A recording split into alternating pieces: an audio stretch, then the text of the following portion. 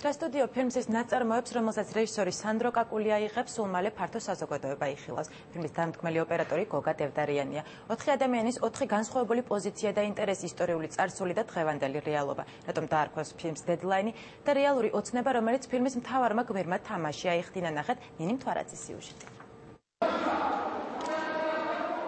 თითქმის საუკუნოვან ისტორიულ ქრონიკას ახალგაზრდა რეჟისორი სანდრო კაკულია ახლა კადრით კრავს. დღეს საკნების ქალაქად ქცეული რუსთაველის გამზირი ყოველთვის საქართველოში განვითარებული ყველა მნიშვნელოვანი პოლიტიკური მოვლენის ეპიცენტრი იყო. ასე გრძელდება ახლაც. დოკუმენტური ფილმი ისტორიას აქვს სხვადასხვა დროს მდგომი ხალხის პერსპექტივიდან და მიუკერძოებლად აღწერს. ეს დოკუმენტური ფილმი მიუხედავად იმისა, რომ ეხება რაღაც ეტაპზე შეიძლება შეეხოს რაღაც პოლიტიკურ თქვა დინებებს და პოლიტიკურ სიტუაციას, აბსოლუტურად არაპოლიტიკური ფილმია. პოზიცია არის ხალხი, ხვდები?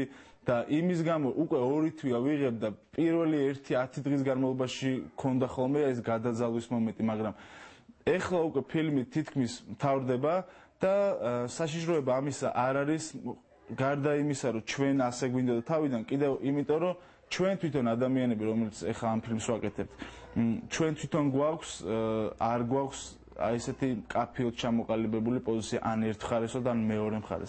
1918 წელი იუნკერების ტრაგედია, 89 წლის 9 აპრილი, 91 წლის 9 აპრილი, 2003 წლის 23 ნოემბერი, 2007 წლის 7 ნოემბერი, 2008 წლის 8 აგვისტო და ბოლოს 2009 წლის 9 აპრილი.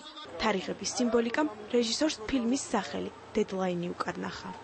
ფილმს პირობითად ჩვენ გვინდა რომ ვუწოდოთ დედლაინი, რაღაცა აი ბოლო თარიღი, ასე ვთქვათ და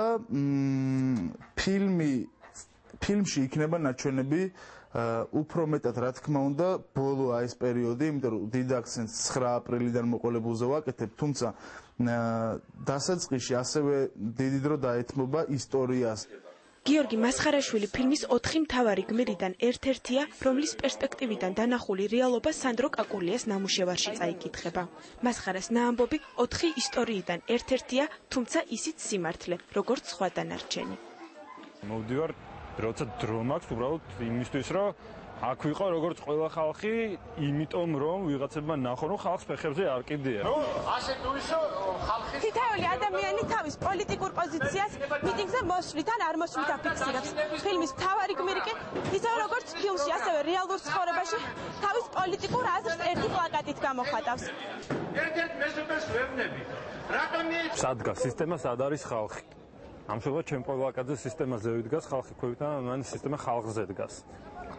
და თავისი რაღაც ძლევამოსილებით ეიფორიაში მყოფი, ესე იგი ნებისმიერ სუბიექტს და ობიექტს შეუძლია გადაუაროს და ზედგაიაროს და თავისი ძალაუფლება, ასე ვთქვათ, გააგრძელოს.